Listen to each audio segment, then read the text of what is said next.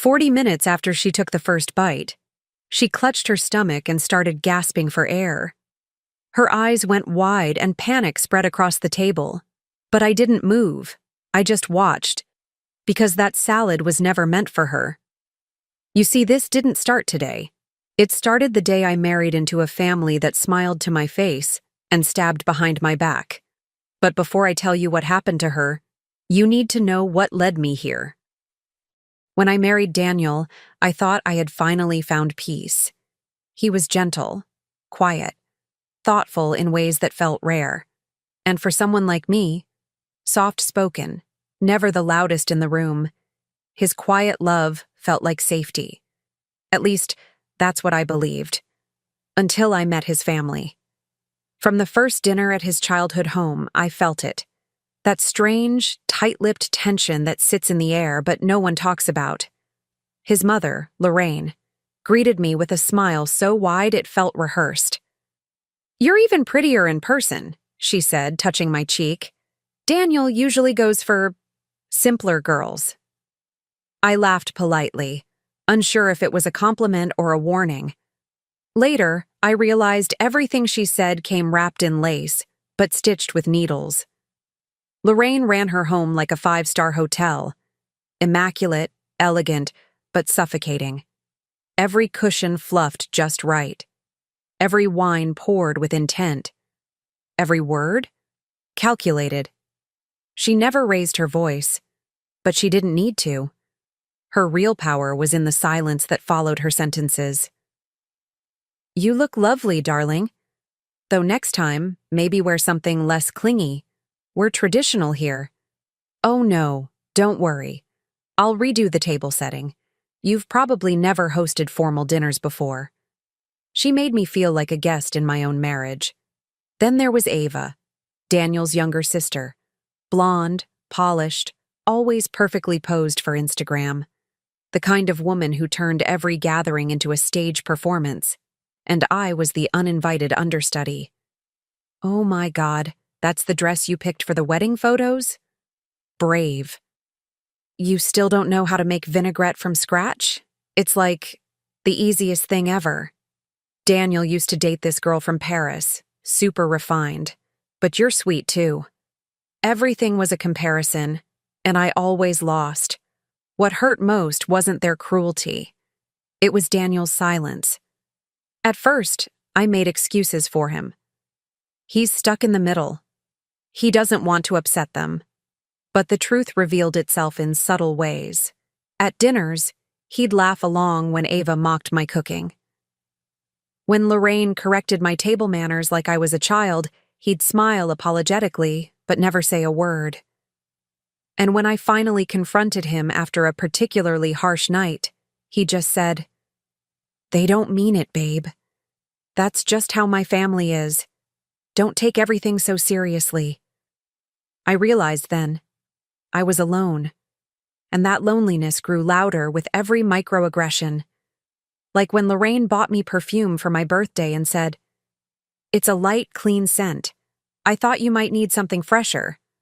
Or when Ava accidentally posted an unflattering picture of me from a family brunch with the caption, "Brunch with beauty and brains," and some background extras. And yet, I smiled. I swallowed it, all of it, because I was raised to keep the peace, to endure, to be the bigger person. But inside me, something was breaking.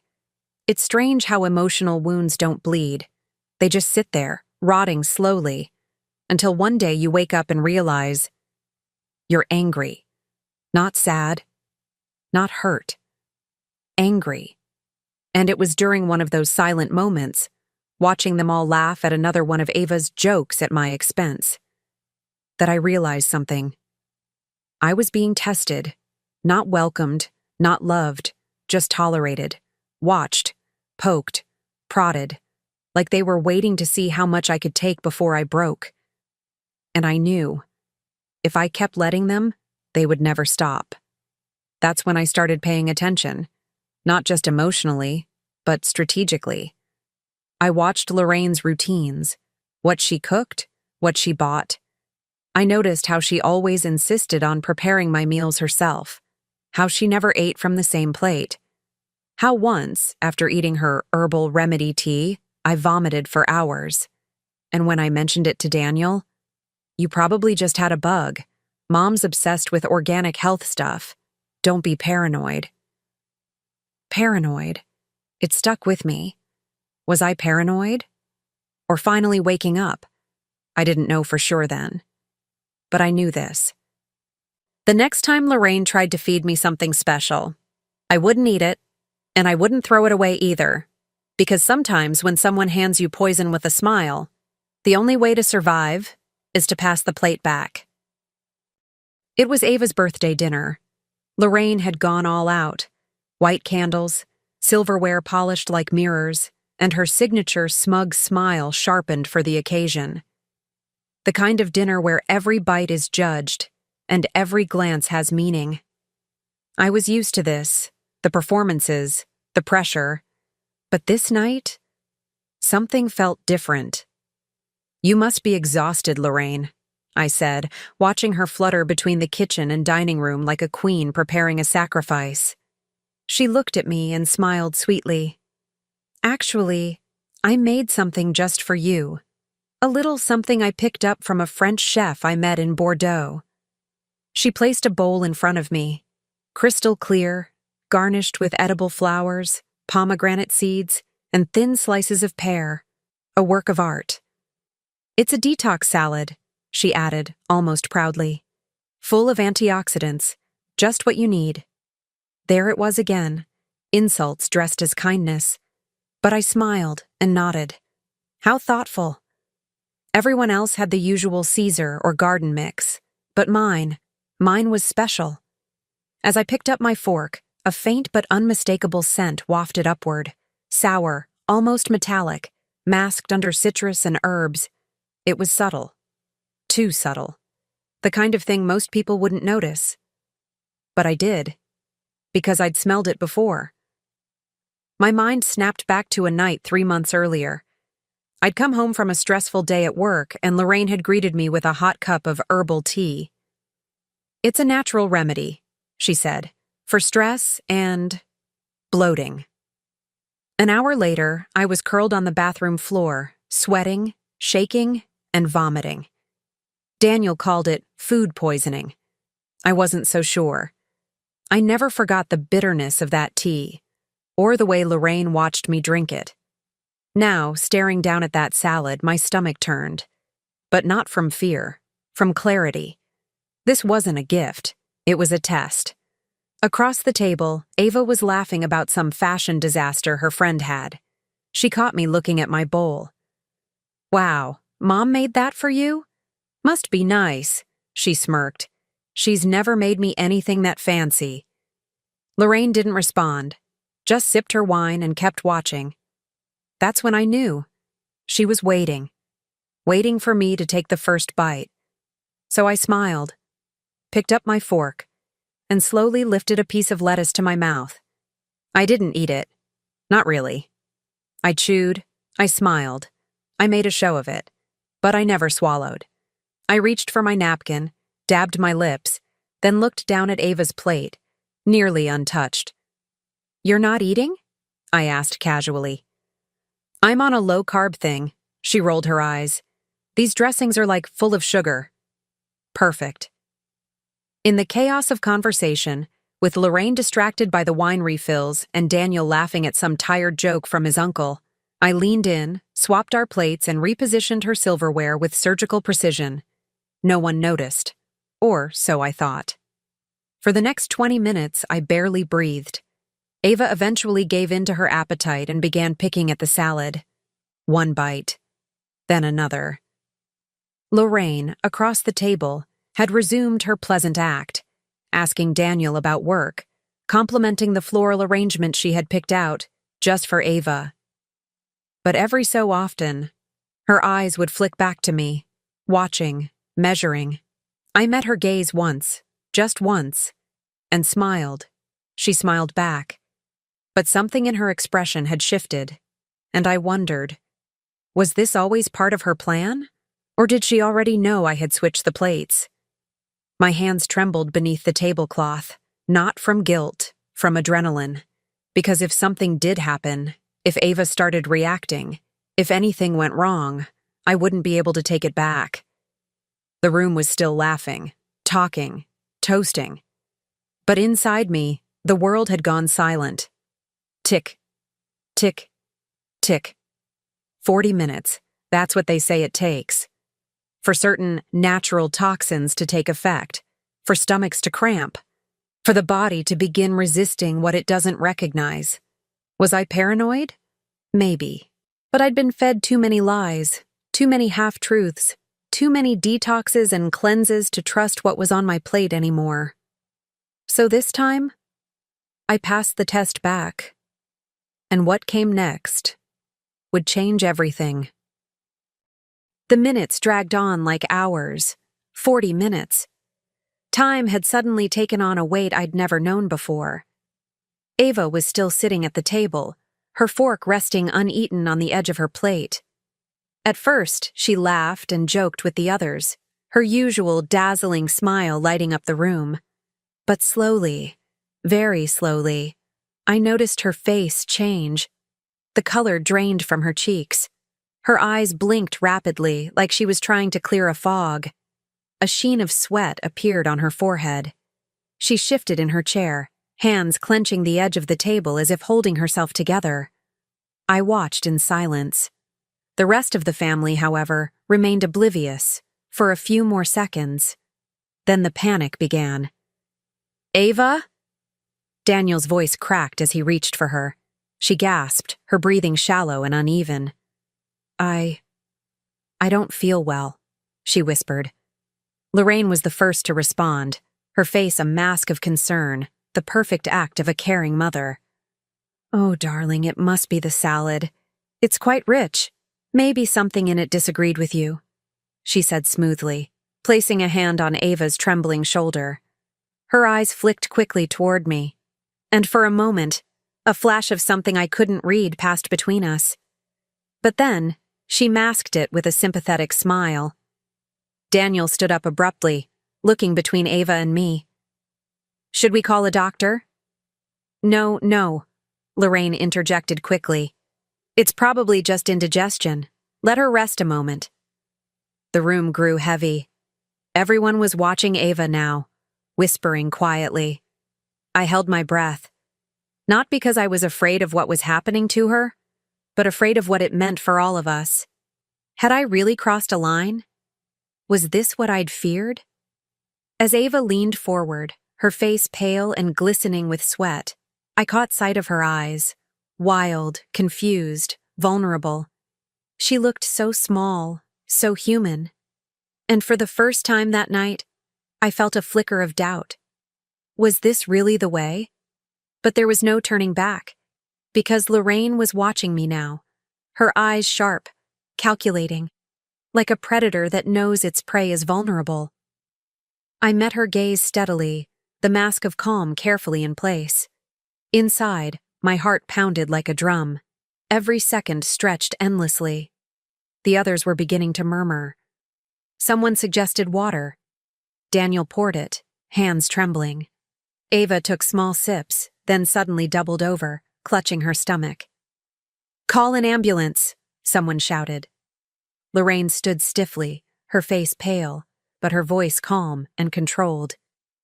"No need to overreact," she said firmly. "Sometimes these things pass quickly." I caught Daniel's eyes. They were filled with confusion and fear. His loyalty had always been to his family first, but now the house of cards was shaking, and I could see the cracks in his certainty. Ava's breathing became shallow again. The tension was suffocating.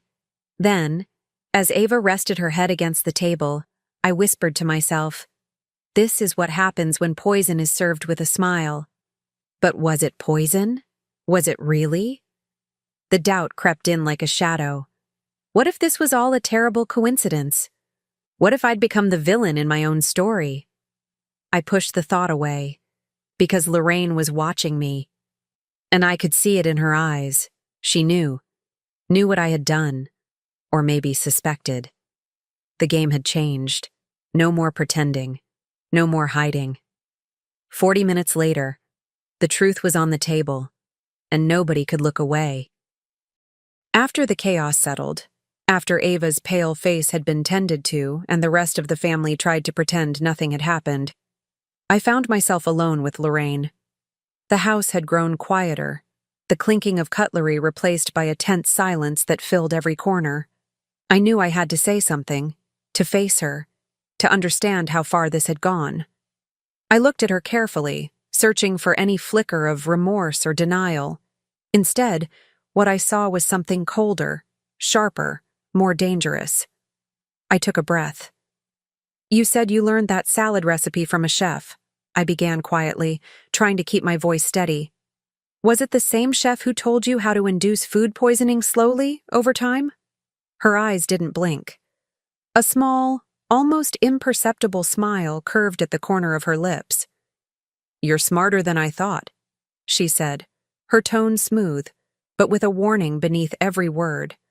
Not many notice the little things, the slow poison, the gradual weakening. I wanted to recoil, to scream, to run, but I stayed, because I had to hear it. "Why?" I asked, voice trembling just slightly. "Why would you do that to me? To Ava? To this family?" She looked at me like I was a puzzle she'd grown bored of solving. "Families are complicated," she said softly. "Sometimes you have to protect what matters most. Sometimes survival means making difficult choices." I clenched my fists. "So you thought poisoning me was a difficult choice?" She laughed then. Not a warm laugh. More like the sound of a blade scraping stone. "I never poisoned you," she said coldly. "That was all you, switching plates, playing games." Her gaze sharpened. "But next time, don't switch the plates." The words hung in the air, heavy and threatening. It was a warning, a promise. I realized then that Lorraine wasn't just the passive villain I'd imagined. She was something else entirely. Calculated, dangerous, and always one step ahead. I wanted to hate her, to expose her.